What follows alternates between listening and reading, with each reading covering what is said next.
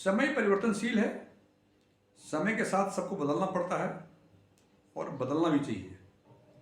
जो विचार आज से 50 साल वैलिड थे वो आज वैलिड नहीं है। जो विचार आज वैलिड हैं वो शायद 50 साल के बाद वैलिड नहीं रहेंगे। आज हम बात करेंगे इस जनरेशन के लिए कुछ फाइनेंशियल टिप्स की जो 50 साल पहले वैलिड नहीं थे, आज वैलिड हैं और शायद 50 साल बाद ये वैलिड नहीं रहेंगे।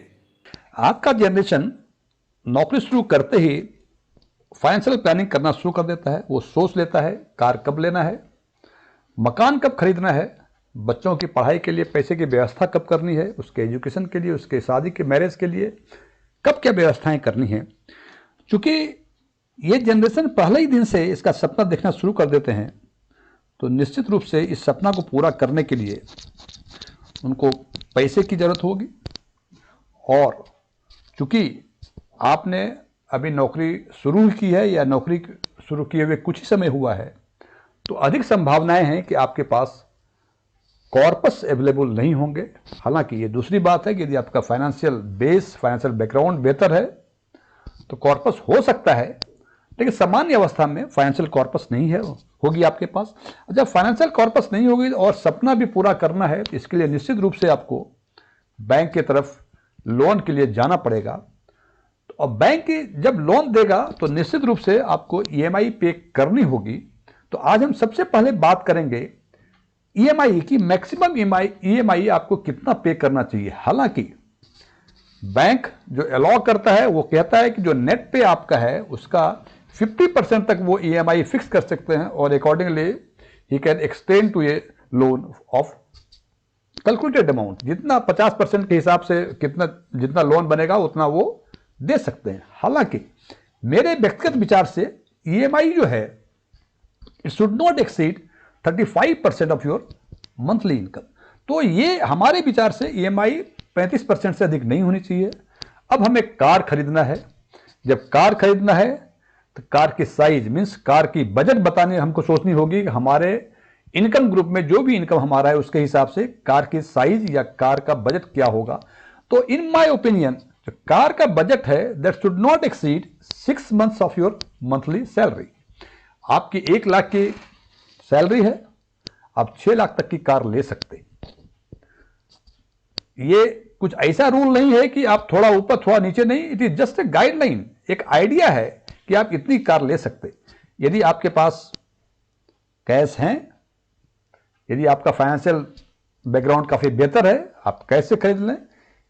लेकिन यदि ऐसा नहीं है और आपको नौकरी जस्ट शुरू किया है, 2-4 महीने ही नौकरी हुई है आपकी, तो आपको कार भी लेनी है, तो आपको निश्चित रूप से बैंक की तरफ जाना पड़ेगा। और जब भी बैंक से लोन लेंगे तो आपको ये रूल को ध्यान रखें, 20, 10 एंड 4 रूल। 20 मीन्स जितना भी कार की कीमत है उसका 20% आपको डाउन पेमेंट देना चाहिए।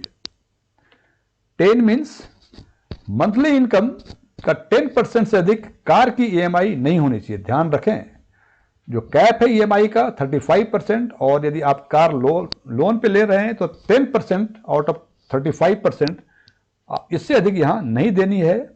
और 4 मीन्स 4 ईयर्स रिपेमेंट पीरियड, आपको 4 साल में कार के लोन पूरे कर देने हैं। हालांकि ये दोनों ही चीजें ईएमआई और रिपेमेंट ये दोनों ही डिपेंड करती हैं रेट ऑफ इंटरेस्ट पे। लेकिन मैं फिर रिपीट कर रहा हूं कि ये एक गाइडलाइन है कि आपको 4 साल के आसपास में ही उस कार लोन को एडजस्ट कर देना चाहिए। आपने कार खरीद ली, अब हम अपना मकान खरीदते हैं। मकान खरीदने में सबसे बड़ा डिसीजन है मकान को खरीदें या मकान किराए पर ले लें, क्या बेहतर होगा। फाइनेंशियल डिसीजंस में एक इंपॉर्टेंट इश्यूज है, इसमें इमोशंस का कोई प्लेस नहीं होता। जबकि सोशल लाइफ में हमारे इमोशंस का काफी जगह है, उसका अहम जगह है।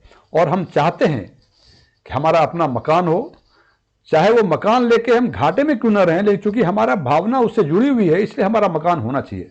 लेकिन मैं फिर रिपीट कर रहा हूं, फाइनेंशियल डिसीजंस में इमोशंस का कोई जगह नहीं। चूंकि हम यहाँ फाइनेंस की बातें कर रही हैं इसलिए ये इमोशंस के बारे में चर्चा ये अटैच नहीं होना चाहिए while we take any financial decision. तो निर्णय लेना है कि हमें मकान को खरीदना चाहिए या मकान किराए पर लेना चाहिए। उसके लिए रूल 4-5 है। रूल 4-5 मीन्स उसका रेंट यील्ड यदि 4 से 5% के बीच है तो बेहतर है मकान को आप खरीद लें, और यदि उसका रेंट यील्ड 4% से कम है तो बेहतर है उसको रेंट पे ले लें। अब देखें रेंट यील्ड कैसे निकालेंगे हम। Rent yield is equal to rent upon property value. For example जो मकान आप पसंद है आपको, जिसमें रहना चाह रहे हैं, उसका किराया बोल रहा है 20,000 रुपए है, मीन्स एनुअल रेंट 2,40,000 और property value it is 50 lakh.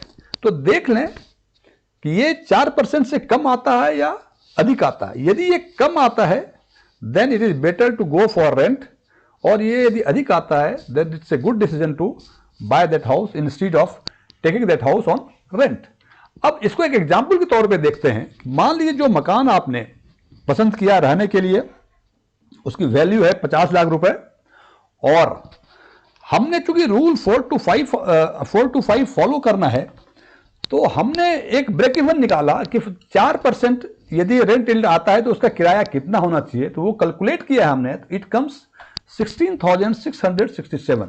इसका मतलब इसको यदि 17,000 मान लें राउंड करने के बाद, इसका मतलब यदि रेंट 17,000 से कम है तो बेहतर है उस हाउस को किराए पर लिया जाए, और यदि उसका किराया 17,000 से अधिक है तो बेहतर है उसको खरीद लिया जाए। अब जब आप खरीदेंगे तो निश्चित रूप से फिर आपको बैंक के पास जाना पड़ेगा, और बैंक ये देखेगी कि वो 50 लाख की जो प्रॉपर्टी है वो आपको खरीदने के लिए बैंक लोन देगी कि नहीं देगी। ये डिपेंड करता है आपके मंथली इनकम पे, और आपका और क्या डिडक्शन है उस पर डिपेंड करता है।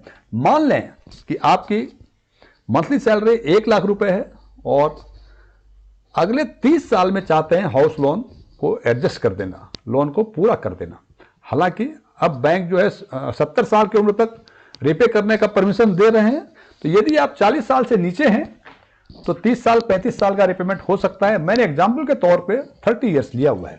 यदि 30 ईयर्स आप 40 साल के हैं, 30 साल के बाद आप रिपे करना चाहते हैं, लोन लेना चाह रहे हैं, कंडीशंस क्या हो सकता है। मंथली इनकम 1 लाख रुपए, आपने या तो कार लोन लिया है या कार लोन नहीं लिया है। यदि कार लोन नहीं लिया है तब क्या होगा, 1 लाख रुपए में से 35,000 के आसपास आप ईएमआई दे सकते हैं। हमने देखा कैलकुलेट करके कि यदि 50 लाख की प्रॉपर्टी यदि जो हाउस देखा था वो खरीदना चाह रहे हैं तो उसका लोन अमाउंट बैंक देगा 40 लाख। हमने ये माना 20% डाउन पेमेंट, मार्जिन मनी जिसको बैंक में बोलते हैं, वो लेंगे। हो सकता है ये 15% भी हो, 10% भी हो, देख लीजिएगा, चेक कर लीजिएगा, उसके हिसाब से ईएमआई कम या अधिक हो जाएगा। 20% मार्जिन के हिसाब से देखा 50 लाख का 40 लाख लोन, 40 लाख पे 30 ईयर्स के लिए यदि 9% पे हम बैंक चार्ज करे तो हमें ईएमआई 35,885 रुपये देने पड़ेंगे। मान लिए 36,000, हमने 35% बोला था तो मैंने कहा था थोड़ा सा ऊपर नीचे हो सकता है, 36,000 के मान के चलें। इसका मतलब यदि आपने कार लोन नहीं लिया है और 1 लाख तनख्वाह है आपकी तो आप जो है ये हाउस तो खरीद सकते हैं। लेकिन यदि आपने कार लोन लिया हुआ है फिर क्या होगा, फिर होगा वो हाउस आपको 40 लाख का मिलेगा। वो आप, क्योंकि आपके पास रिमेनिंग जो ईएमआई बचे वो करीब 26,000 के आसपास बचे। 10,000 कार लोन ले लिया है आपने तो 25-26,000 के बचे। 25-26,000 के ईएमआई में मैक्सिमम लोन बैंक दे सकती है हाउसिंग के लिए 32 लाख, और चूंकि 20% उन्होंने डाउन पेमेंट लिया है तो उस हाउस की कीमत होगी 40 लाख। इसका मतलब 1 लाख की इनकम में 30 साल में रिपे करना है, और यदि आपने कार लोन नहीं लिया है फिर तो 50 लाख की वो प्रॉपर्टी आप खरीद सकते, और यदि कार लोन लिया हुआ है तो आप वो प्रॉपर्टी नहीं खरीद सकते बल्कि ऐसा हाउस खरीद सकते जिसकी कीमत 40 लाख रुपए के आसपास हो। अब ये निर्णय आपको लेना है कि पहले कार लेना है, पहले हाउस लेना है, या कार अभी लेनी ही नहीं है।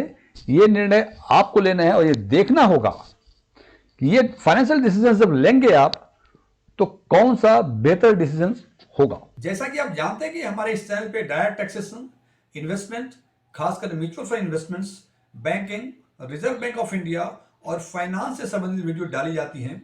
यदि आपको इसमें से कोई वीडियो देखना चाहें तो इसका लिंक इसके रिस्पेक्टिव प्लेलिस्ट में है। उस प्लेलिस्ट में जाके अपनी मनपसंद का वीडियो देख सकते हैं। और वीडियो देखने के बाद यदि आपको ये पसंद आए, इसे लाइक करें, अपने फ्रेंड्स के साथ शेयर करें। और आपने यदि अभी तक हमारा चैनल एस्ट्रॉन टैक्स में सब्सक्राइब नहीं किया है, इसको सब्सक्राइब करें।